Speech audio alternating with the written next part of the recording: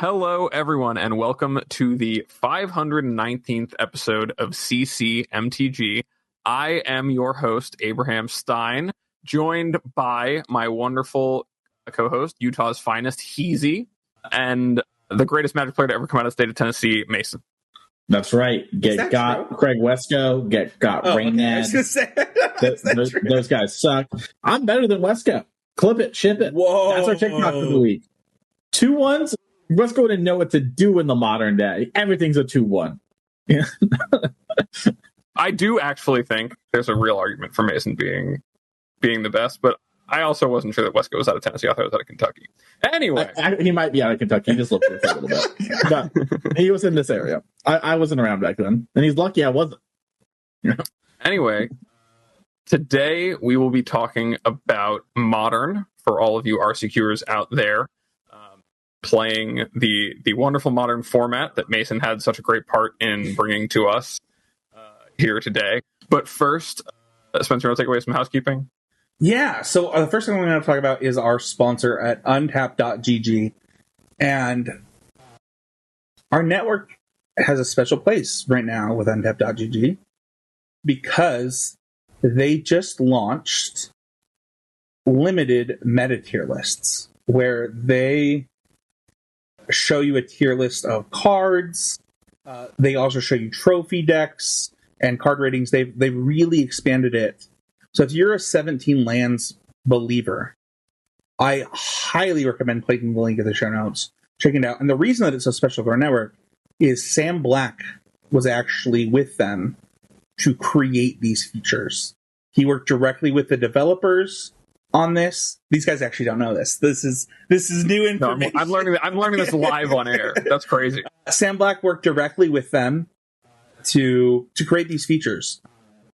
And, if you haven't listened to Sam Black's show, Drafting Archetypes on our network, highly recommend it. He will be talking about that for the next two episodes that they're sponsoring. But, if you use our link, whether you create a free account or whatever, I highly recommend it. One of the things that we always preach on Constructive Criticism is how much limited helps you with the basics in Magic and that core that you need to succeed.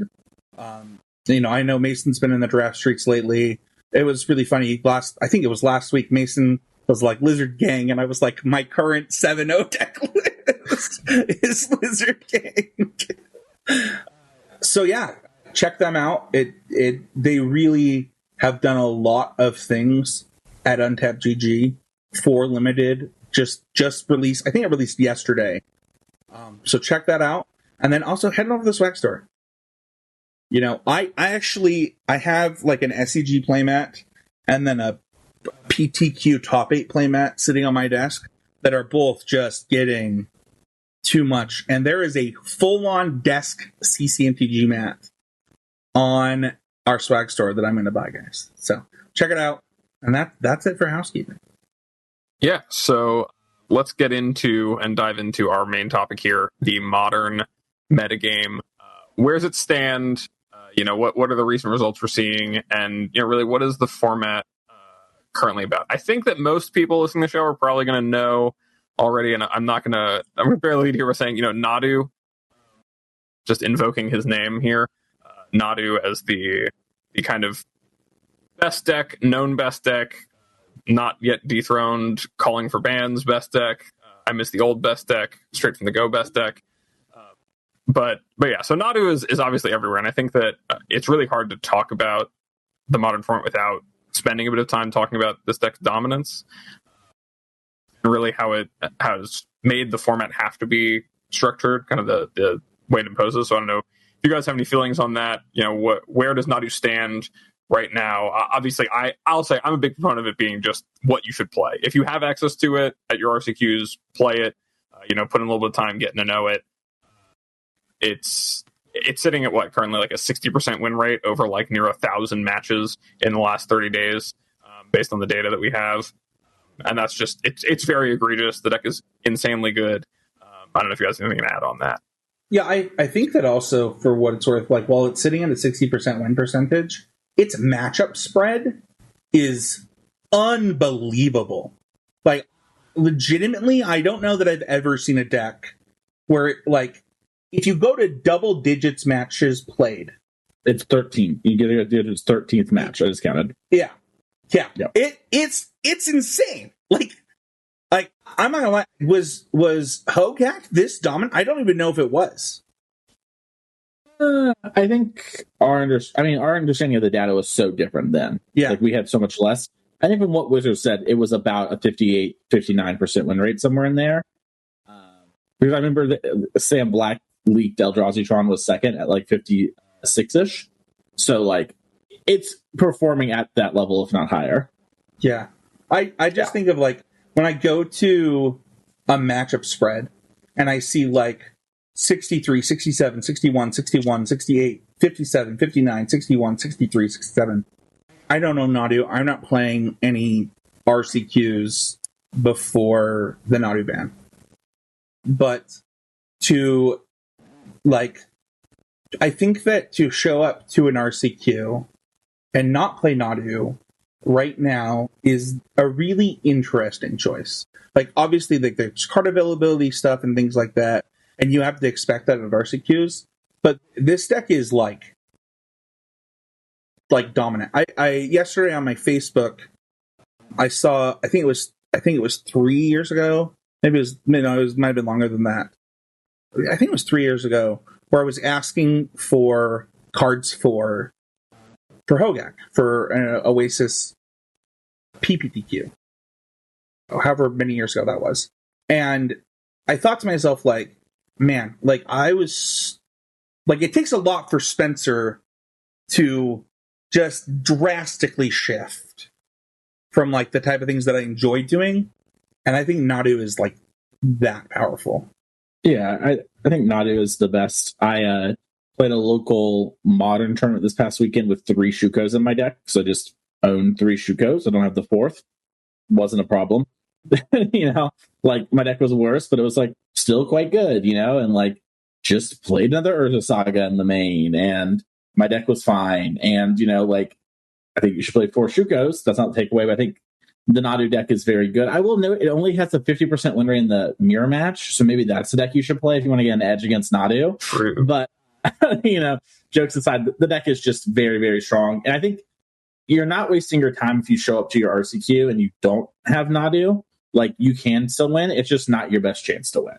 And Nadu is the best deck. And, like, if you have, like, a killer in your area and they're playing Nadu, sure, they're favored to win. But, like, your killer in the area playing Izzet Phoenix, they're favored to win. So, like, you know, if you want to go out and game and you have a good deck that could be other things, it's not going to just be all Nadu mirrors because the deck's just going to get banned in, like, 3 weeks. So some people just aren't going to buy it. Yeah, and I think that, you know, we've all been playing Magic cards long enough to have experienced things like that, like this. Like you were saying, Spencer, Hogak was a very similar phenomena. I mean, I remember, and I know you do remember, Spencer, also the Callblade era of just like similar levels of just huge dominance. But not everyone engages with Magic that way. Not everyone has access to the cards. Maybe even you don't have access to the cards. And there's still a rich format beneath that I think is worth highlighting, and especially, right, like it's not useful to say, oh, I don't know Nadu and I'm just not going to play Modern. It's like, that's not a reasonable expectation. If you have RCQs coming up, there are definitely decks you have to pick from. But, you know, we really do want to make sure we do cover that Nadu is the, you know, it is as good as everyone's talking about. But there's a lot of other things going on in the format, too, that are worth looking at. I would love it, Mason, like, just for people who are playing their RCQs, could you give us like a 2-minute like breakdown of like how to play Nadu? If like I'm like, okay, I have an RCQ, I have access to the cards. What do I need to know before going in? I mean, I can link there's a Google Doc that Theo Jung made of a sideboard guide of the deck, and there's also a Google Doc I have I can't remember who made it, but they put all the loops together. Yeah. Here's the thing that you should actually know, and we can link those in the show notes. I'll send them to you. I have a bookmark on Twitter. If your opponent can get to infinite mana, which is very easy to do, they can do just about anything if they know what they're supposed to do. You can gain infinite life. You can Odawar Besiju everyone. It is actually not that hard. And, you know, like, maybe it clicked easier for me than it would for you, but like I sat down last Saturday, practiced the loop for like an hour, read some stuff, and felt very comfortable doing it in person on Sunday the next day with no other games played. So it's really not that hard, and you are just basically dead once they can play all their lands. Now, maybe you have some card that interacts with that. I don't really know, right? Those don't really exist, but theoretically, I guess you could. And they just put all their lands into play, and they will kill you over and over and over again, triggering the Spring Heart on the Endurance to put stuff back. So it's really easy. And if your opponent has, I typically, my kind of rule of thumb is if there's an Spring Heart Nantuku, a Nadu, and like 2 other creatures, and they start shoot going, the moment they hit a land, I just pick it up.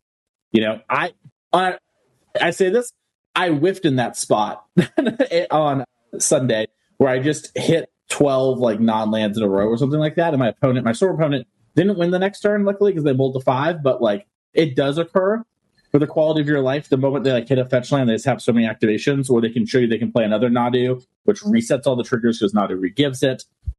Then you should just scoop and save yourself some time. Yeah, I mean, the deck is obviously just incredibly powerful, and you know, the loops, it takes forever to, like, that's the other thing, is that when the games go on, you just wind up sitting there waiting, and it's not necessarily deterministic, but much like Nexus of Fate, like finding that room for yourself. Do you guys have anything else you want to say about like best ways to interact with the deck? Like if you're playing any other decks we're going to talk about, anything that you like specifically in terms of the, hey, how am I going to beat the Sicko on Nadu in my area?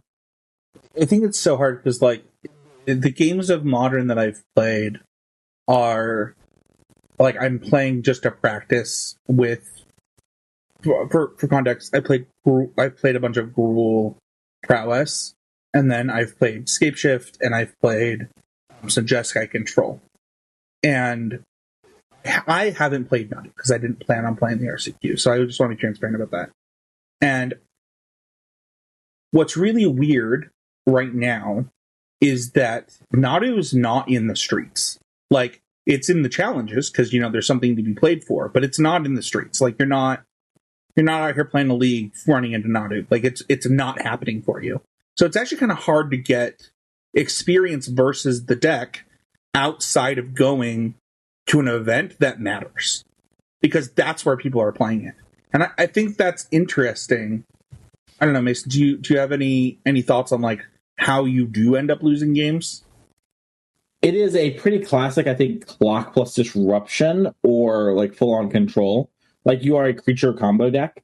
The Jeskai deck can sometimes squeeze you to where you have no pressure. You kind of have to go for it. They interact, and then you're kind of out of resources, and you can't do much. But the Nadu deck is very resilient, so I don't want to make it seem like that is just like a deterministic thing. Like, oh, you just kill some stuff. You know, like I have one from, you know, no board state the turn before and just like played my stuff from hand. It's not easy, but it's doable. I think the biggest thing is just understand, like, you need to fight over Nadu, Shuko, Springheart, and I guess Outriders to an extent. That's another Shuko that's a creature. And just understand like what you should and shouldn't be fighting over. Understand your deck's role is important. So.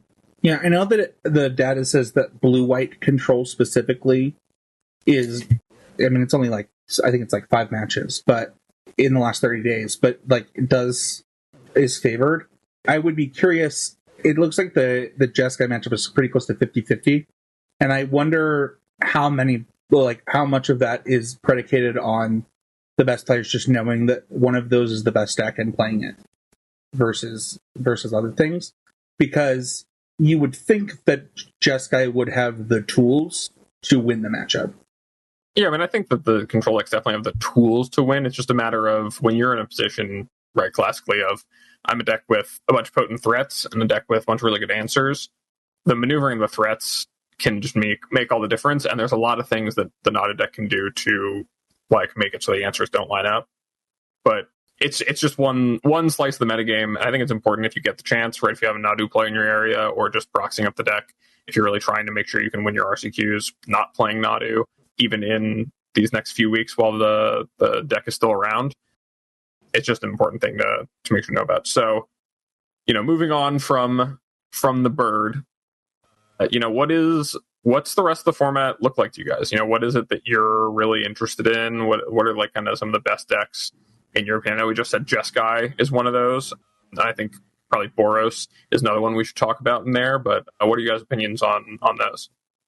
Yeah, we did our pick 2 set review, and one of the things that I talked about during that was just kind of the energy cards at low rarities. I kind of made them my I don't know if I made them my sleepers or whatever, but I was like, I can't believe people aren't talking about just like these are just rate cards when you think about resource management. You know, one of our most listened to episodes was our Managing Our Resources Revisited when it came to energy standard. And when you think about like the number of resources that you're getting with these energy cards, it's pretty high. I mean, of our top, let's say our top 4 decks, 3 of them are energy decks and the other one's Nadu. And I honestly don't know that it's even a problem for energy cards to be this strong. But like Jeskai Energy Control has really dominated, whereas like Jeskai Wizards has really fallen off. That was like a deck that, you know, we were curious a few weeks ago if like which one would end up being better. Turns out just like one ring rate control is really powerful. Yeah, the Wrath of the Sky is also cleaning up Shuka matters a lot for like the Nadu matchup, where like having something that cleans like they develop in like a Shuko, typically that should be harder to answer, right? It's this non-creature artifact, at least in game 1s, and Wrath of the Skies cleans up everything. And because the pressure Nadu is putting on the format, you need to be going either under Nadu or going like way over the top, not letting them do anything. And Wrath of the Skies lets you do that pretty well. And then the energy package has a lot of good creatures that enable flying, specifically Guide Souls, which the Nadu deck is good at locking the ground up, right? If we had a combo deck that had a lot of flying creatures, like the Guide Souls might still be very strong, but I wonder, like, would it be as well positioned if, like, you know, the creatures in the air outclass these things a little bit, and it wasn't a way to sort of give that evasion to cards? Because right now it's very similar to Yawgmoth, I think, in a lot of ways, where Yawgmoth is this creature combo deck, it locks down the board and then kind of kills you. This deck, Nadu, does a similar thing. It just sort of assembles an overwhelming amount of resources and then kills. So I agree that like the energy decks are kind of everywhere. And like, you know, to be fair, Mardu and Boros are like fairly similar decks. You know, like lots of times the difference is like Thoughtseize Bowmasters and some of Nixilus's versus like having Blood Moon type cards and things of that nature, or amulets, which are kind of going out of style these days of the Boros decks. So I think they are pretty similar there. I do sort of want to talk about Jeskai really quickly because I think it is one of the more popular decks. I think this is a deck that I've seen a lot of people be like, this is the deck I'm buying. This, I should say this and Boros, but they're buying this one and like in tempt of the Nadu banning. And a big thing that I'm seeing is it's like kind of on the back of Javier's performance, right? Javier built this deck that I think was very good at beating the Nadu decks of the time, had a lot of good plans, and beating the energy decks, built his deck to do those things and succeed. Javier didn't build his deck to win the mirror. And that has been the sort of big like thing if you play these Jeskai ring mirrors like I have from a couple weeks ago and you didn't update your decks more recently, you cannot really beat a Resolved One ring without doing something like Teferi bounce, play a counterspell in the ring on the way back down. So with that all being said, I think your Jeskai deck should have something to answer opposing one rings. I think you just will encounter this a lot. And that can be Leyline Binding. That can be like pick your poison out of the sideboard off like a Triome. There's lots of reasonable things, but that is just a big thing I wanted to highlight. Well, let's talk about that for a second, because one of the things that I wanted to talk about this deck is like off-color Triumphs for pending. Is that kind of in the wheelhouse of what you're talking about? Yeah, I think just having a Triumph that like excuse me, has a non-Jeskai color for your prismatic ending, and just making that one green so you can play pick your poison, I think is like a very reasonable approach. I've seen some people do black and have surgical in their sideboard. It was kind of the idea being that sometimes I will just save 2 life. I think those are both like reasonable. Like you should just have a reason for whichever color you're splashing. I like the idea of playing a pick your poison or 2, so that in the mirror I have a way to get rid of Leyline Bindings if they go for my rings, or get rid of their rings. And if they don't have bindings, they'll definitely have rings and they'll have these targets, and it'll be a 1-mana card to start a fight over. So I'm down for that. I'm down for really anything that kind of fights those battles and does that. I just think you need to have a reason. And remember that Javier's deck was built for like a month and a half ago. Very targeted metagame. Your control deck should be changing with the times universally. Yeah, definitely taking that one step further. However that is. Like, I know that, kind of the big thing, and you can even see it in the kind of Boros and Mardu decks, right?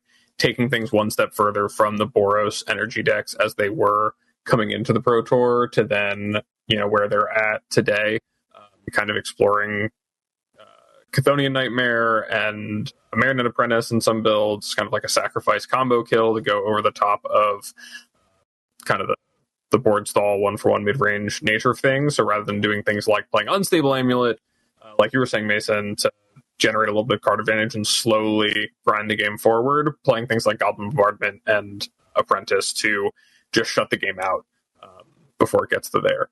And I think that that's really just kind of indicative of, there is a lot of room for the format to develop, and it has been developing. I think that gets really overshadowed by kind of the stagnant nature with Nadu, but there's so much more going on beyond that. I know that in the Patreon episode last week, Mason, we talked a little bit about Tron also as a deck that was really impressive to you, and I think we both kind of have our eyes on as ones to look at in a world without Nadu, that also has a lot of game currently in the current format. I don't know if you have more you want to say on that. Can I really quickly I want to talk about a card in Boros. Static Prison is pretty bad in my games, and I am curious if it's even needed in a lot of cases for the Boros decks. It seems like disruption that is not really needed. I mean, I guess if like you need a turn or two off of something, right, then it's fine. But in my games of Modern, which are limited to what I've talked about, I have not found the card to be very impressive, and I'm kind of curious to your guys' thoughts on Static Prison in Boros Energy specifically. It, in my opinion, is definitely a card you don't have to have, but it's like a pretty easy one or two of that in your main deck can catch all, right? And then you can kind of upgrade with something that's a bit more targeted post board. I think at its core, Boros Energy and to a lesser extent Mardu Energy are aggressively they're like Jund decks. They are trying to get on board, pressure you with creatures, and disrupt you a little bit along the way. And that is why I like the Mardu deck a bit more than the Boros, because the Thoughtseize, I think, helps complement that package a bit. But ultimately, that's what these decks are trying to do. So the Static Prison, I think, serves a role where if you try to play the deck like a mid-range deck, you're going to be pretty frustrated with the card. But if you're using it as I play this to clear the way for a turn, and then I pressure you, and now maybe you answer it, or I don't even I can't pay for a turn after the next one. It's that's fine because I'm playing such a small ball game. So that's, I think, where I am at on the card. It's definitely not something I have to have, where I feel Guide of Souls is the card I feel like I need to have in my Boros Energy deck. Yeah, and I think my feelings on it are the format right now demands those kinds of answers. You need to have catch-alls for all the different types of permanents rolling around. And especially, I mean, like you said before, Mason, talking about Wrath of the Skies, that a Jeskai, tagging a Shuko, or, just whatever the important card is on the other side of the field is very important in this iteration of the format. And I could see a world where, if that's not as important, Boros doesn't need to play that. But with the games needing to be ended so quickly, oftentimes just locking up that one thing with a Static Prison has been good enough in the games I've seen that I haven't necessarily thought that it should go. But there's a reason that in a world of there's so many 4-ofs in all these decks, because there's so many of just the best cards and want to draw them so much, this deck with very little card selection, that it's usually now has gone from this is an obvious 4-of to now a 2-of, and maybe another copy in the sideboard, or like Mason said, having more targeted answers.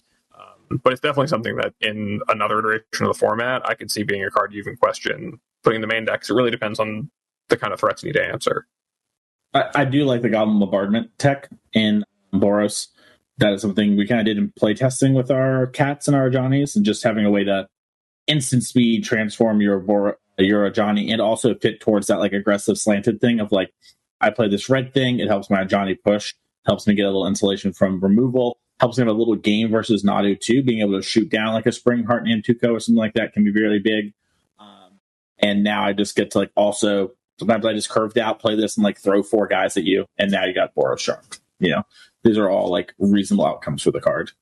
I think the deck is like solid. I joke in coaching that it's like a pioneer deck with modern power level cards, just like creature and some interaction. Still pretty good. Yeah, have you guys seen the lists that are like getting, I guess, kind of opting out of Flage for like more Fables and things like that? That was something I saw over the weekend from, I forget who it was. It was one of the Japanese players talking about having success with that. I have thoughts on those builds. Interesting. I typically find like decks like this would enjoy Fable just because it makes like, it does this, it has this like immediate impact and then a slow burn that eventually takes over the game, which these decks don't always get to do. I think Flage, for what it's worth, kind of does the same thing in a lot of ways. But I don't have a strong opinion about Fable versus Flage. I think that what is more interesting is just the number of 3-drops this aggressively slanted deck is willing to play. Because, I mean, it's upward of like 8, right? So that just seems like so many. Especially with the Amp Raptor, right? Like you basically always have something to do with 3 mana. Yeah, between that, escaping Flage, I mean, there's also just tension on putting that many 3-drops in your deck with Amp Raptor without playing, like, if you're not maxing out on Aether Hubs, which some of the party builds I know aren't. There's just what's the next approach for playing the Amulet for what it's worth? Like, if they feel like that has just completely been discarded. Yeah, unstable Amulet's basically like fallen behind because the games aren't lasting that long. I feel like that's right. kind of been the impression. I know it was Spike was playing, like, he's trying out some of the new cards. He was playing like Ranger Vioses or Ranger Captain Vioses and Mockingbirds, but also just Ranger Captain Vioses' way to say, okay, I'm just going to time walk you here because I need the game to last more combats to get the game done. So it's really interesting. You know, I like what you said there, Mason, about it being like more of a pioneer deck in Modern with modern power level cards, because it really is just that simple. It's a pile of good answers. Like, I mean, I say good, amazing answers and amazing threats, and doing that. To get back to Tron, I am like the new Tron decks. I think are something I'm very interested in, and for where I'm at would be the deck I would play if I couldn't play Nadu. I think he has a really bad Nadu matchup. If I'm not playing Nadu at the tournament, the Nadu players would beat him, and that's just where I'm at. And so, you know, I've got some keeping it a buck. Yeah, just like, I'm not gonna like BS you and say like, oh, my Tron deck with 4 dismembers in the main really solved it. You know, play this. I think it is a good deck, and if you like those cards, I think it is a reasonable choice. And if you were on my team for a team event and you wanted to play like the kind of Tron lists I've been playing, which are much more controlling and trying to exchange cardboard and turbo out Emrakuls, then I'd be 100% down. And I think that's like the big innovation is like the cookbook Emrakul World Anew at Madness, being able to like steal the board from your opponent is so powerful in basically every matchup. Like, I've played some Magic Online with it and like in some challenges and like playing against control decks, just like they get a Flage, you know, and then I'm like, all right, Madness, you know, steal your Flage. All right, you count the Emrakul, cool, whatever, I have this Flage now, you know, like it's almost like winning the coin flip counterspell, whose name I'm forgetting right now, Unvote Polarity. And so like just so powerful. And against decks like Nadu, that gives you a chance where like you can turn 1 the cookbook and turn 3 put the Emrakul into play in response and gain everything. And Emrakul is just the ultimate in game in Modern right now, in my opinion. It is the best thing that you can be doing in that regard. I've seen some Tron decks that are trying to ramp to the promised end just because you can combo kill some of the players. Like against Necro, you just draw their whole deck. Against Nadu, you literally deck them and kill them, you know. It's very easy to win in that regard. But I'm a really big believer of kind of just, I'm trying to get the 1 ring into play by turn 3 at the latest, ideally turn 2. and I'm trying to turbo out these Emrakuls and just play Magic from there. How many talismans do you think it's the right number to play right now? We see lists going from 0 all the way to 6. I have 0 right now, just to make room for those extra members. But I think that's like me trying to create a turn against the Nadu deck. And so I think if you wanted to maximize for your other matchups even more, I would probably replace a decent number, if not all of my dismembers with talismans. So I can do that turn 1 talisman, turn 2 the 1 ring. That is so strong. So I think it really just depends on how you want to construct your deck. But they're all believable to me. I don't know how you feel. Well, so I haven't played Tron yet, but it is obviously, for people that know my history, like I've played a lot of Tron. My biggest thing is that the Tron lists are so different from each other. Like they're very wildly compared to some of the other decks in the format. And one of the things that I find interesting about that is, like, you know, the number of world breakers you're supposed to play due to Labyrinth. And then if we're going to go all this way, this is something that I was going to explore after the bannings and stuff.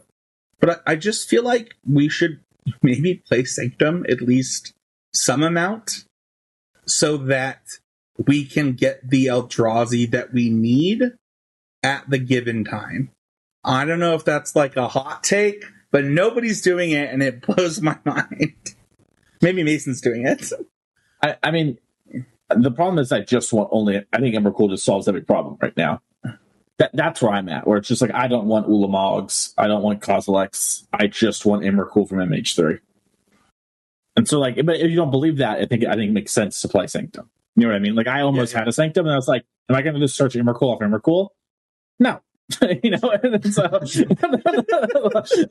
like, I was just like, I'll put another basic in my deck, you know, or whatever. And so that's kind of where I'm at. But I do think it's reasonable to be like, yeah, I kind of want to have like a package of different payoffs.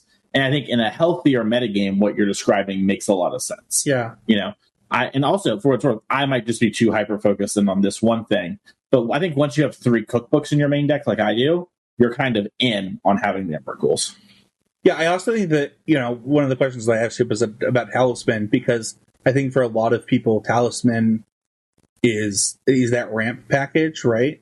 So, you know, getting that 1 ring into play, whereas Cookbook is like this thing that you can get off of if you're going to play, for example, Saga, right? Like, so that's why it's like these decks just vary wildly. One of the things that I will say really quickly, though, is if you're not playing Saga, get the freaking Haywire Might out of your main deck. What are you doing? Why do you have that? That's a weird slot. You gotta hit Shuko. That just doesn't make sense. Yeah, I mean, there's a lot of like you were saying, Mason, about like the threat. There's a lot of variation in the way that Tron decks are being built right now. But I will say that I think the important things that are like really make the deck are, like I said, like having those most powerful cards, be it if Emrakul is the end all be all, be it if it's if Ulamog's enough for you or whatever your plan is. But I think the strength of Kozilek's command is really, really apparent in this deck as not only being a good answer, but also just like a very, very strong development spell. Like, I think just making a lot of scions and scrying a lot of cards and drawing a card is very good, especially when you're trying to execute to one game plan like you are with, like, okay, I'm just going to get a 1 ring in play and the rest is going to sort itself out, or I just need to find that Emrakul or that Ulamog or that, that Karn, whatever it is that you're looking for is. And yeah, I mean, definitely play cards that make sense. Be continuous in your, or like have a continuous game plan that makes sense when you're building your Tron deck. But I think it's definitely an archetype where, the verdict's still out. Not everyone is doing what you're saying, Mason. And I'd be interested to see, how that develops. Even over the weekend, like, more of the lists were not playing Emrakuls, but there are a lot out there that are cropping up with that plan. One of the things about Tron that we've talked about in the past in this podcast is that it's secretly, as Mason said earlier, a control deck. And so it how you build it is defined by how you see the format. And so that can cause a variation in the decks, but also that means that, when there's something as dominant as Nadu, for example, and then decks trying to attack Nadu, it's kind of hard to pin down, like, okay, what's the set thing to be doing for this style of a control deck, this big mana control deck. And I think that really shows when you look at the variation of these lists. Yeah. So, unless anyone has anything else to say about Tron, I want to go to the last, I think it's really the last pillar of the format, if we consider kind of Nadu its own thing, the energy cards their own thing, the One Ring here in Tron, I think really its own thing, would be Grief. Kind of the other pillar of the format that people clamored for to be banned for a long time. But, there's a couple of Grief decks that I think we can't really get away from talking about what your options are and what the really important decks are in Modern right now. And why don't we start with a deck that really hasn't, at least in my vision, changed a lot since the Pro Tour. Was one of the cooler, Nature's Still Fine decks of the Pro Tour, being Goryo's, Esper Goryo's Vengeance. I don't know if you guys have opinions about this deck. I think it is still one of the most competitive decks that are not bound to the kind of doing new MH3 things. But I don't know if you guys have the same opinion. I mean, I talked about this in our last Modern check-in, that I got asked by a podcast listener in Vegas, what I thought of Grief after MH3. And I'll say the same thing I said then. I don't understand why it stopped seeing play. Its results never dipped, other than the fact that people stopped playing it. And it is very good at making the game about what it wants the game to be about, and then executing on that. And I don't think that there's a ton of decks that get to do that as well as Goryo's gets to. And I don't know. I think that if you told me, I didn't want to buy Nadu cards and I was struggling with Goryo's, I would have no problem with that choice. I just think that it has been one of the best 5 decks for a while now, and it had no reason for its dip in play. And it's continuing to show that. It is continuing to put up results with very little representation. Yeah, I mean, I think the reason it has a dip in play because you should play Nadu. You know what I mean? That's the only thing, right? It's I think Goryo is actually a really good example of what a best or healthy metagame looks like in a world where there are answers. We talked about this, I think, a little bit before the Pro Tour, or one of our last 2 Modern check-ins. I think Spencer was like, dog, what happened to Goryo's? It was everywhere and disappeared. And I mentioned, if you target Goryo's with the right stuff, it folds. But you have to mean it, and we all have to mean it. And that's what we did for a little bit before MH3 came out. And this deck does do that, but here's the secret.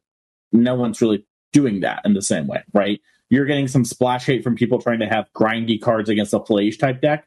So you're seeing some Soul Guy Lantern, some Unlicensed Hearses, but you're not seeing that overwhelming number of things like when I won the SCG, where I had Spellbomb and Surgical and Unlicensed Hearse, and I had Leyline. I was just I had it all, right? And I had a mixture of it that made it very hard to play against, and I had Dothies. And that's the other thing, is Dothie has gone way down in play.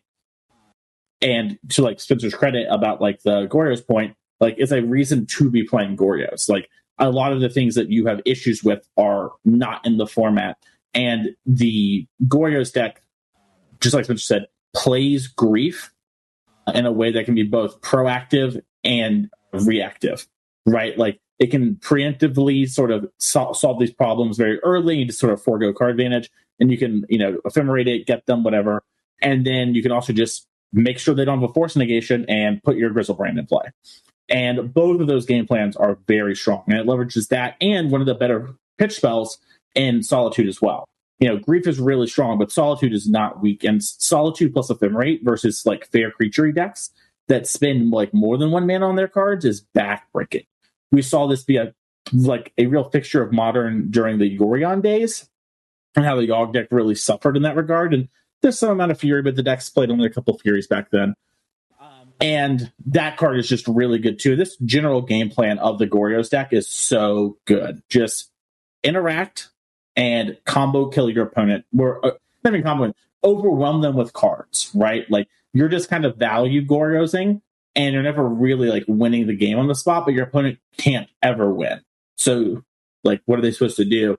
And your deck has just a lot of good ability to mulligan to like 5 and win, which I think is a hallmark of a good deck in any Magic format right now, is that, and this deck does it in spades, and it has the ability to kill you essentially on turn 3 and leverages Psychic Frog in a very real way. And I think that is like a big addition this deck got from the Pro Tour versions. It's just having another card that gives another angle of attack. So the fair game plan is supported even more, and now you curve like your Frog into your Archaeologist into turn 4 Hardcaster Grief, into turn 5 Goryo's Ephemerate plus backup, you know? And that is such a hard recipe to beat. The deck is quite good. Yeah, I think all of this is like, you know, it's the best and most powerful stuff, if gone unchecked, that you could do with the Modern Horizons 2 cards. You know, like with the Pitch Elementals, it really is a deck that showcases all of that power and also of Goryo's Vengeance just as a card and an engine.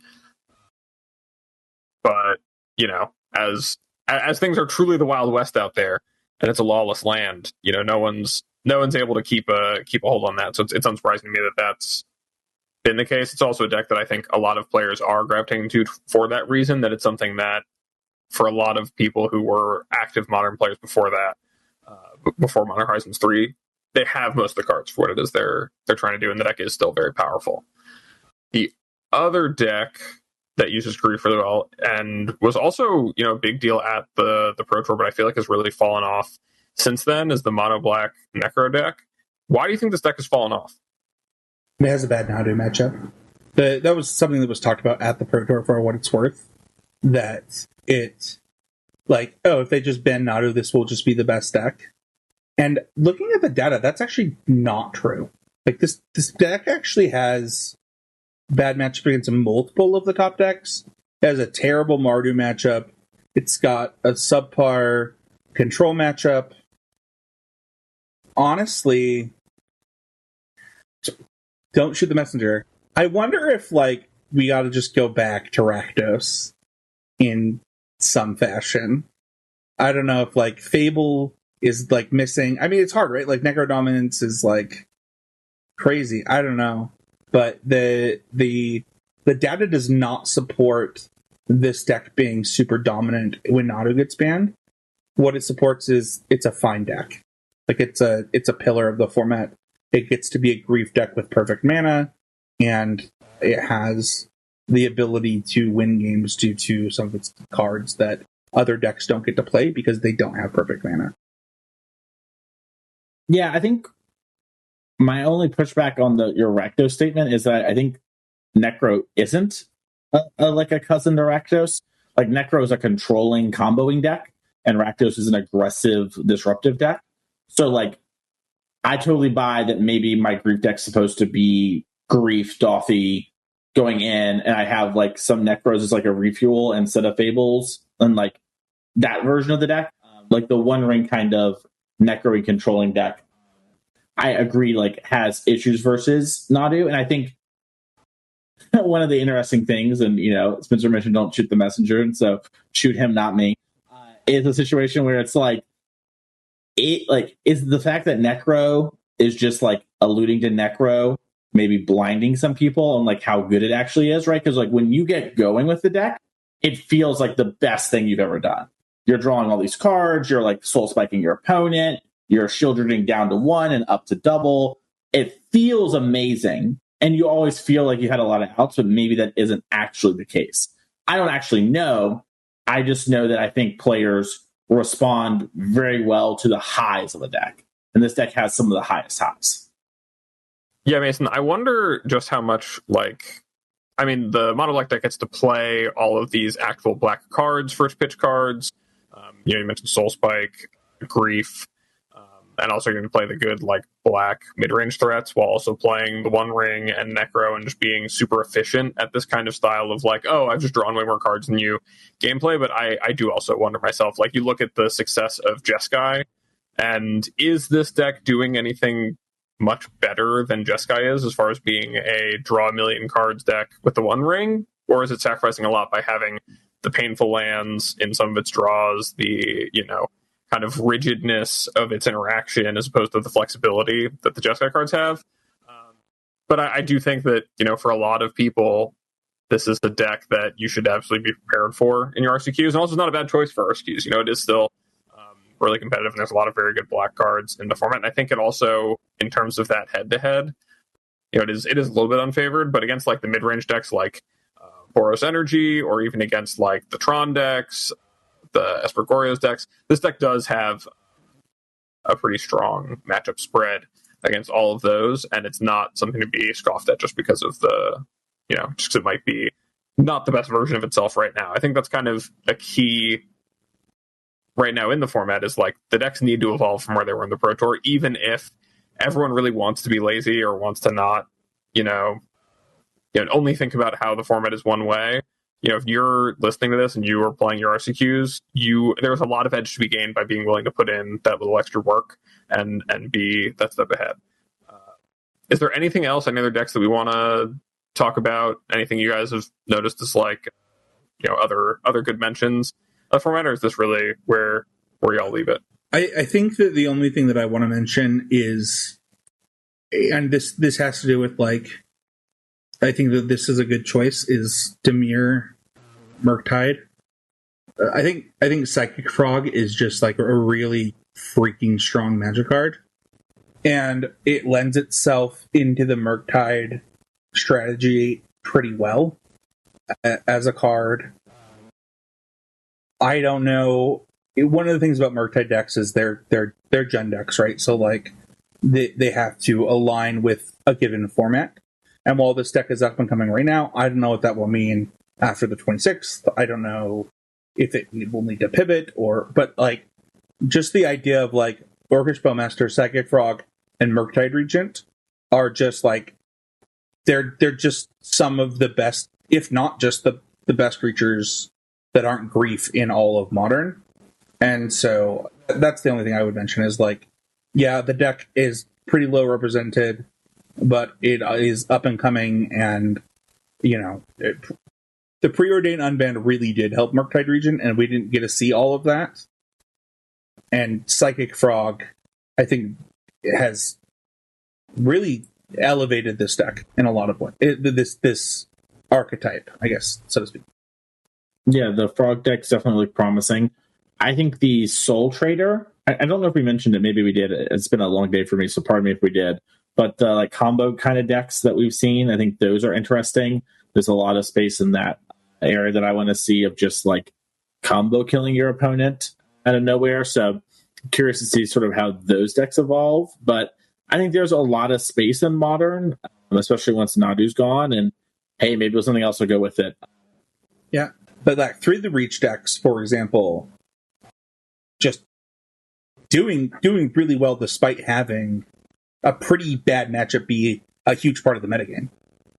Yeah, I think that there's like a lot of room for decks like that. I think we're going to see that a little bit with Esper Goryo's, is that like there's a lot of really strong combo decks or really strong, new, powerful, unfair things you can do in the Modern format that are so underexplored, or just have been overshadowed by the fact that Nado is as good as it is. And I'm sure if there's a strategy that you see that has a little bit of success and you play with it and you like it, like Through the Reach deck, right? Everything we talked about right at the top, right? Everything's going to have a pretty rough Nadu matchup. That's the nature of Nadu. But there's a lot of decks out there that have good strategies and good game plans against the rest of the format. I think Through the Reach is just another good example of those kinds of decks, in the same vein as, as Goryo's, as, even Murktide is kind of another fair deck as an opposition to the Boros decks. There's second best versions, or second best in their archetype, ways to attack the format, and they're out there, and those are still just as valid. Something Mason said on Cherokee's podcast is sticking out to me right now, where Mason, you talked about, when you were talking on their podcast, you talked about how everybody was freaking out about Asmo food for like a hot minute, right? And the thing is like, it's so easy to like hit that send on Twitter or whatever. Like, this is broken, like be hyperbolic about it. But like, Nadu is actually broken. And like, it's been like the line of this entire podcast. But, you know, just like with MH2, I think once Nadu is gone, we will see a huge breadth of things that we'll be able to do in this format. Yeah, I think there's like, long story short, I ended up in a spot where I'm looking at some deck lists and stuff I had saved to find the guide from earlier. And one of those I pulled up right here is Reed Duke from November 19th, 2021. So this is, we've had Modern Horizons for a couple months now, I think 4 or 5. It's the GP that I'll end up missing top 8 on, which I've personally gotten over and moved on from. And you bring it up. It's really... Yeah, and you can tell that I have moved. I don't feel bad about that .003 miss at all. I think it's perfectly reasonable. Anyways, Reed he tweets that he's 5-0 with y'all. And he's like, it's serving me well so far, and I really agonize over my choice. So I'm looking at his deck, and Reed has 2 Grists in it. And can you imagine a Yogg deck not playing 4 Grists, right? Like, this is the thing that will eventually change, right? And, like, this is one of the first big Modern Horizon tournaments after it happening. Honestly, Abe and I played one of the previous ones with the SCG Invitational, the last one, rest in peace, 2 weeks earlier, right? That was the first big MH tournament. And we're seeing just like how one of the greatest players in the game had a Kitchen Finks in his deck. Like, I'm looking at it right now, and like a main deck. Don't say it like that, man. Kitchen Finks didn't deserve all of that. And it's just like, that dude's in the Modern Hall of Fame. You got to put some respect to that name, Mason. Listen, me and Redius Duke, my good friend, shuffle up and play cohort. I can do him like that. But like, I think it's just to say it's fine for me to punch up and Reed Duke. It's fine. And he has like, his deck is just so different. And I think it's really important to note just like what Spencer was saying about the asthma, right? It's like very similar. Things are going to change. Things are broken. Like, they evolve and they will look different. And we're going to feel so dumb. Like, the month after Nadu's banned is going to look so different than 3 months to 5 months to 6 months. And we're going to feel so dumb when we're like, can you believe no one played? Like, even now, I honestly can't believe no one was playing Goblin Bombardment in their Boros decks. Like, that just seems so obvious to me with the cats, right? And like, that's just 1 month removed. And so I think we are going to see some crazy stuff. And it's going to be a really interesting time in Modern. And not to take the reins too much, but Abe, do you have any thoughts on Storm? Because last time we talked about Modern, that was one of the hottest decks, and we're at the end of the episode, and we haven't talked about it. I mean, Storm just got so much targeted hate, and it is in that class of not the best combo deck you can play. I think it's probably the fastest. It's blisteringly fast, but I mean, people are packing the right interaction, and it's not in the best spot. But, you know, I think it's still... Listen, all I want to say is about that last episode... The entire Team Channel Fireball was on the same page as me in terms of Storm being that good. I think everyone figured out the deck was that powerful, and everyone's been respecting it since. And I think that's kind of just the unfortunate cross it bears at this point in time, and so it's just struggling. I think that until there's a world where the deck's in a better place and people are not able to just put points into respecting it and the other right alongside the other combo decks, then it'll be able to have its day one more time. Hey, on the 26th, when Grief, Nadu, and the One Ring all get banned, this will be the best deck in the format. That's true. I don't even think that's true. I am low on Storm, but yeah, you just cast a lot of spells. That's because you nerfed it in playtesting, you jerk. We got buffed. I thought it was the other way. My bad. We got buffed. I did do a lot of the Storm playtesting. Y'all's deck looks just like mine did. Do better. Work harder. Come on. Innovate on me. Got to be bigger. All right. Well, punching up at Kitchen Finkel's and dragging Storm aside. Unless there's anything else anyone wants to say about Storm, what are y'all playing in Modern for the next few weeks? I'm continuing to play Gruul, Slickshot. I think that there's a lot of reasons to like the deck for RCQs specifically. Really punishing people for not being prepared for something that fast is really powerful.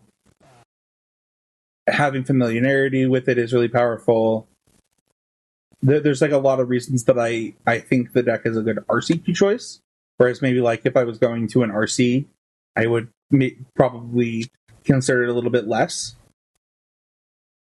That's what I've been playing on Moto. I also think that like if I were to go to an RCQ this month before the bans, which I am not, I would just get the Nadu cards. Like I think that it's that level of dominance. So I have a question. Do you not want to play just because you got other stuff going on and that's happening? Or is it just like, because to me, this is where I'm at. I have all of Modern. Besides Nadu, I got the one Shuko missing. I'm going to play Nadu so I can get my invite. I'm going to maximize my chance to get it and get to Portland, get to the Charlotte. Honestly, the part of it's like family stuff. Like there's a lot that to be done, and like this is an excuse. Like I've bought a Modern deck that I can continue to play after the bans.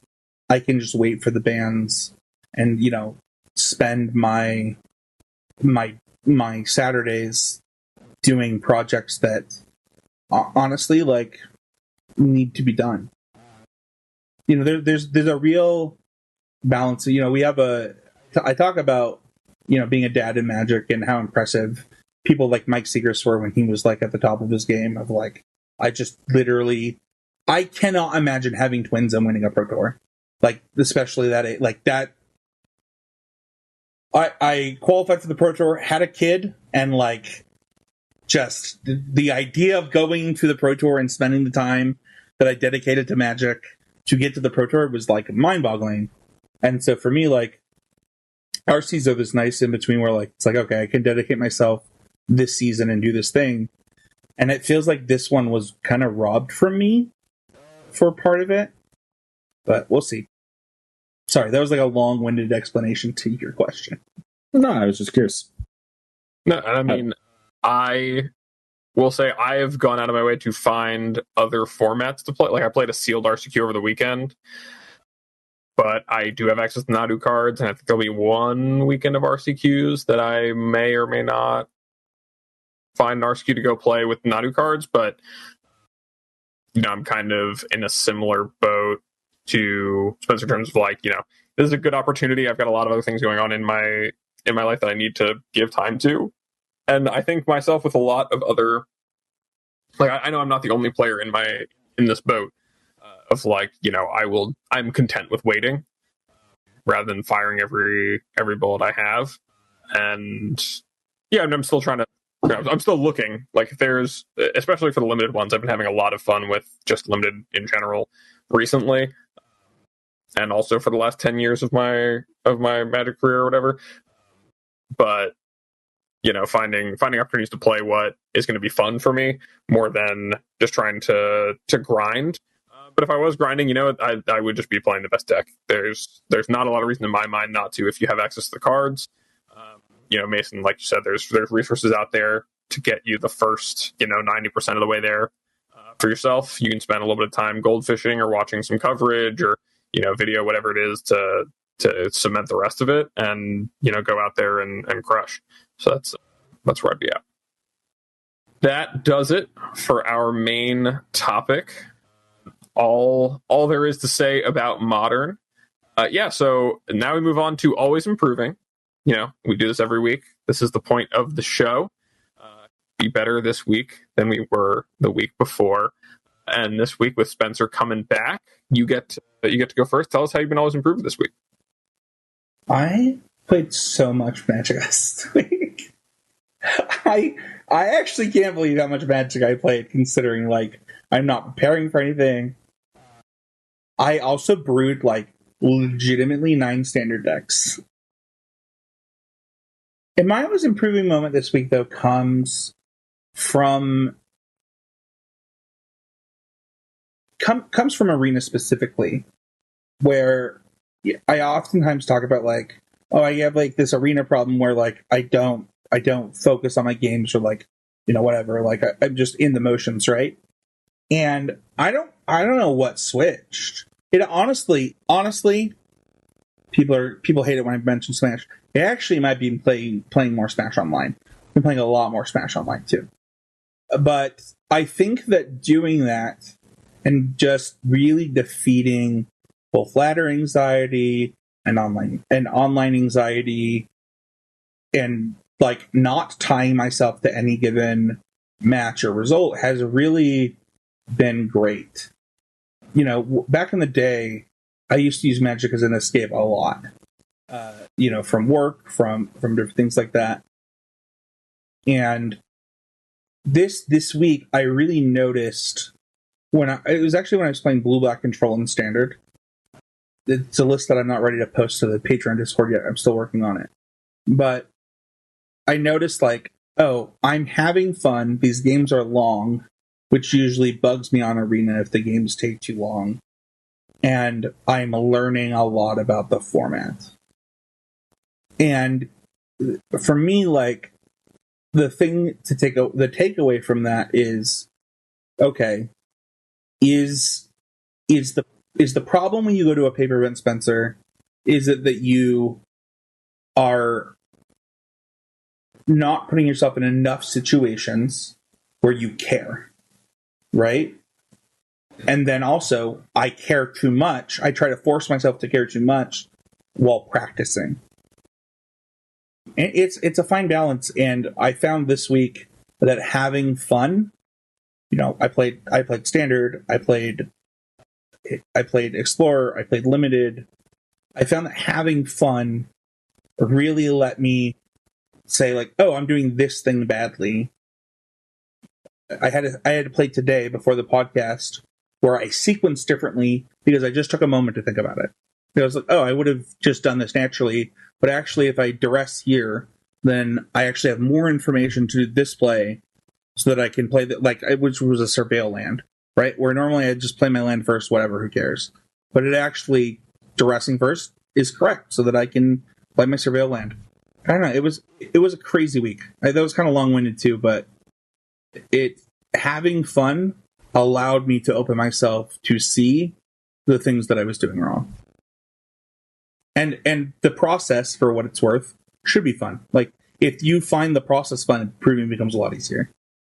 Yeah, I think that's definitely an important part of the improvement process, is just to be enjoying yourself. Because, like, otherwise, I mean, and this is something that I know a lot of people fall into, is like, oh, I'm playing 10, 20 hours a week. I'm playing, like, nonstop when I'm not working, or, you know, when I'm not in school, or whatever it is. And then it's like, why am I not getting better? And it's like, well, you know, are you chasing something so hard you're not paying attention to it? You know, are you really giving what you're doing 100%? And it's great to hear that you're getting to a point, like, even more so than before, of being able to give yourself that attention to the details and getting over those things, like, you know, kind of the brain fog of playing just endless arena matches, or like ladder anxiety, all that. That's really great. I'll go next. My always improving moment this week came from the draft in the top 8 of the RCQ that I played. It was Bloomborough Limited. And I wound up losing in the top 8 of this draft. But I think that in terms of just navigating what was a really difficult seat comfortably, I did that probably as well as I ever have in Magic, in any format, even though it's only like week 2. For a little bit of context, I was, you know, kind of stuck in a seat where I wanted to be, Blue Merlin, you kind of want to be in white because it's one of the best colors. I had opened some really strong and gotten past some really strong red cards, but it started to dry up. You know, the white card started to dry up as well. I was kind of straddling into green, try to go green-red or green-white if my red cards dried up. But both of those colors were pretty much completely gone, and I'd hedged a couple of picks into blue just because I didn't have other options, and like started to realize that really I was only in red. And then come pack 2, I had the same kind of thing happen. I was identifying what color seemed open from that side, and like coming out of right in the middle of pack 2, I realized I just needed to be in blue red and not in any of the color combinations I wanted, which was really rough. I mean, blue-red, for people who aren't familiar with the format, is, I think, just the weakest color combination in the entire limited format. And especially the things it wants to do are not really, like, as the cards tell you to do them, are not really very strong in the context of the format. So I was just in the spot of saying, okay, I'm not going to be able to get the synergistic blue-red deck, and that's fine, because I'm not really looking for the synergistic blue-red deck. So kind of on the fly crafting an idea of, okay, what are the important cards for me to get to the number of playables I need to have a competitive deck? And then making that happen was all... And this is like, this is a called draft. You can't look at your picks between picks. You only look at it between packs. Like, thinking about every pick, understanding what I'm looking to wheel, like, in every pack. And it was just one of those things where it was like, I have not had that kind, like, historically, even though I consider myself a very strong limited player, it's been a long time since there's been formats where on really low reps or really low understanding, I've had that much success out of the gate in kind of understanding the cards that were important or understanding where I wanted to be in terms of my archetype. And all of that really came together in this draft. Even though I was not very happy with my deck, just because of how late I had to switch into the weakest color combination and how I didn't have many of the premiums that went with the synergies that I was trying to play into that. But I still had a deck that I thought could win games, and the deck that I lost to was played by my friend who I drove up with, and he had drafted the deck that wound up winning the tournament. So, like, it happens that way, and you even then still can't. But to come out of a seat where, like, normally, I know there's, like, been past iterations of me as a player who would have been in that same seat and kind of stuck to their guns and wound up with a deck that maybe, like, was in a better color combination but didn't have nearly as much going on or nearly as much chance to win. I think I just navigated that draft so much better than I would have even, like, a year and a half ago. And that was really, really awesome. As someone who doesn't really feel like there's a lot of opportunity to be getting better at limited outside of, like, or like a lot of incentive to be doing it, there's like a few limited RCQs. But I think just from the last, like, Master sets and Horizon set, and just all of the releases coming out as they have, kind of changing the way I'm approaching the limited format from the jump, has really given me a lot more success in starting off stronger than I used to, and that's been really great. I love this, and I also think that, like, I don't know what other people's scenes are like. Like, I think our Discord is often amazed at the number of RCQs that Utah has, for example. But, like, with every store getting at least 3 now, I really expect, like, one of those for a lot of these stores to be limited. And what Abe is talking about here is really going to benefit you long term if you listen and apply, kind of, especially, like, if you've never done a call draft before, they're my favorite because it makes you really focus on the draft. Like, it's like, okay, here's where I'm at. And, like, I remember for the Pro Tour, like, just like, how many 2-drops do I have? And, like, keeping a constant count in my head for stuff like that. Like, I think this is going to be a skill that as we move forward in competitive Magic, what Abe was talking about, this ability to pivot and track, is going to be really valuable. Yeah, I mean, there's even conversation recently about, like, drafting the hard ways that was spurned by Jason and its perspective on, like, what matters in a draft, and some really good threads on that. Into that, and part of that discussion that was a really, really great. It's sad that so much of it gets lost in these threads that are kind of hard to dig up over time, but it was a really, really great conversation about the fundamentals of drafting and thinking about, what does it mean to be drafting, quote unquote, the hard way, and what does it mean to be trying to just get the best deck in your seat and taking the best cards for where you're at. But the rewards of that are really, they are real, and I really felt like that was the case. And as far as, doing more of that more effectively, I hope there's more limited events so more people can kind of get a taste of that. And I think especially just preparing for, like, kind of thinking about where that came from for me as far as, what's changed since the last time I could really remember being in that spot.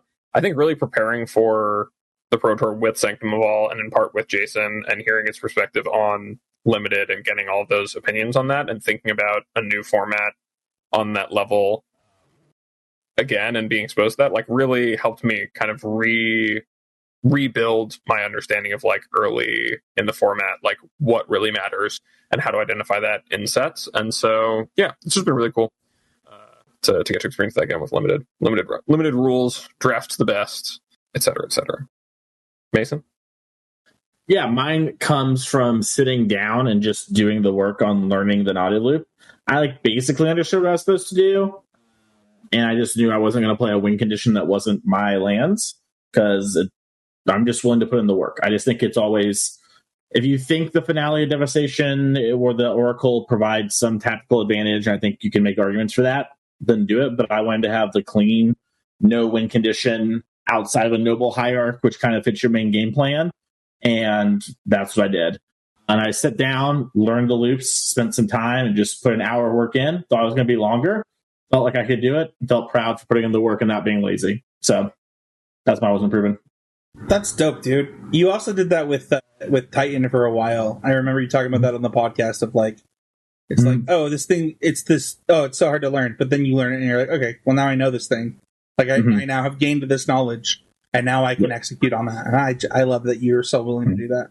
Yeah, I'll say that same mentality really helped me with Mono Green, too, back in the day. Like, and it was actually you being like, no, like, just fire up a league, screen share it, I'll walk you through it. And, you know, good to hear that that's still, I mean, that's always a good thing to do. I think a lot of players would benefit from doing that. As we do every week, we have, you know, it's one of the benefits of being part of our Patreon. Not only do you get access to Discord, but in the Discord you get to ask us questions. So this week we have a patron question from Jacob, and Jacob asks, when you become cognizant of the fact that you are probably not mulliganing enough, but still find yourself struggling to mulligan borderline hands, what do y'all do to work through that? Mason, with your hands raised, what do you got? Thank you. So I have a joke that I typically tell in coaching, and I compare this a lot to when you're first starting to date. What I mean by that is people have this idea that like things are going to be perfect and everything's going to be awesome. And that is the kind of high bar I have for my early sevens, especially if you have a deck that maximizes that. Think of Tron as a go-to example. And then I mulligan if it doesn't reach that high bar. And I'm just like, I'm going to 6. I'm not going to sell for anything less. And much like real life, as life goes on, you learn hands aren't as good and you adjust accordingly. And that is my suggestion, is I suggest that you understand people have flaws and hands have flaws, but you should look for the best and lower your bar as you get lower on the number of cards in your hand. I didn't lower my bar. My wife is a goddess, and I am lucky to be with her. I wasn't talking about you. I feel like I was replay what you just said. I know, I've heard it multiple times. It's a ha-ha joke. But it is serious. I seriously, like, I think a lot of people, when they first start, they like think everyone's going to be, they have to have a Hold on, I got to text Niall really quick about you lowering your bar. That's not what I'm saying. And so what I'm saying is like if your hand doesn't look like insane, just mulligan it and overcorrect. It is better to mulligan more than it is to mulligan less. I remember we were at like GP Detroit, I think it was a team GP.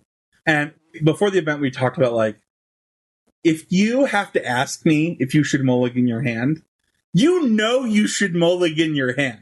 Like, don't turn to me at a team event and ask me if you would keep. Because the answer is obviously no. You're trying to justify a bad keep.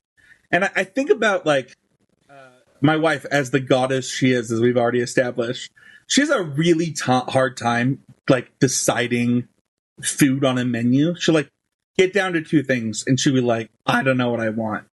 And I remember a Magic player friend that I had was like, flip a coin, and if you don't like the result, it means you want the other thing, right? I think mulliganing is a lot like that. Where it's like, yeah, I want to keep this because I think I'll get lucky. But, like, if I have doubt in my mind, I probably already know that I should be mulliganing. And I, as somebody that gets lazy on Arena, as we've talked about many times on this podcast, have that problem. I caught myself doing it last night, in fact, playing the Smuggler's Ramp deck in Standard.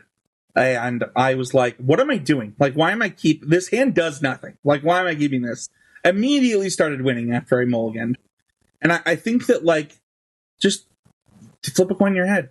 Like, flip a coin in your head, keep or not keep. If you're like, if it lands on keep and you're like, then you should just mulligan it. Just do it. Mulliganing's so powerful. I don't know if you guys know this. You get 7 new cards. It's only gotten better over the years. Like, we had a RCQ, and the judge was talking about something, and I had to stop the judge. I was like, hey, just so you know, like, the Vancouver mulligan's over. If they mulligan, they always put on the bottom. And he's like, oh yeah. Because it was like, they were like trying to reorganize their deck. I don't know if you guys know this. This new mulligan rule, busted. Really good. You should just mulligan.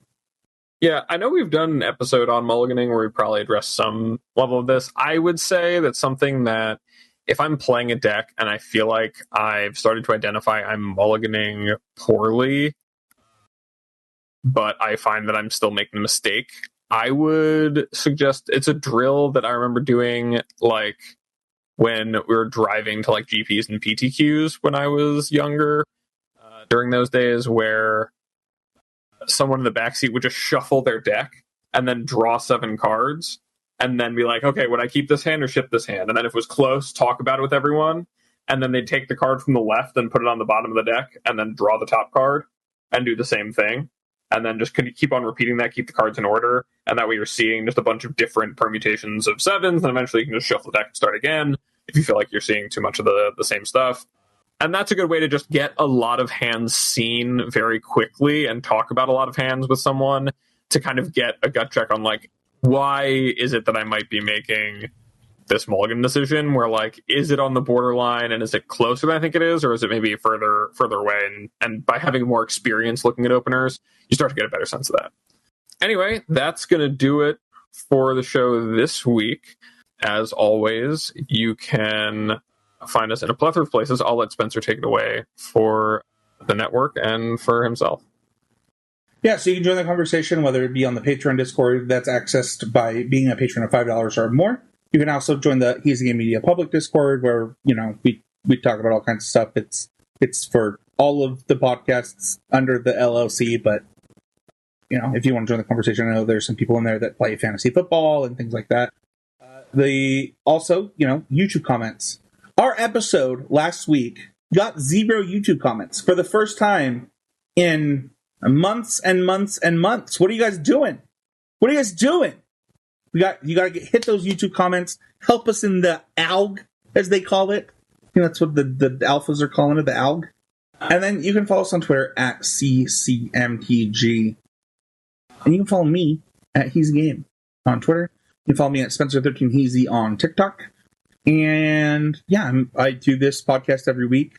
And then I do Need to Nerd, a podcast about nerd culture, as well as we have some episodes that we're preparing for Smash Through, a Smash podcast about getting better at Smash, the always improving Smash podcast.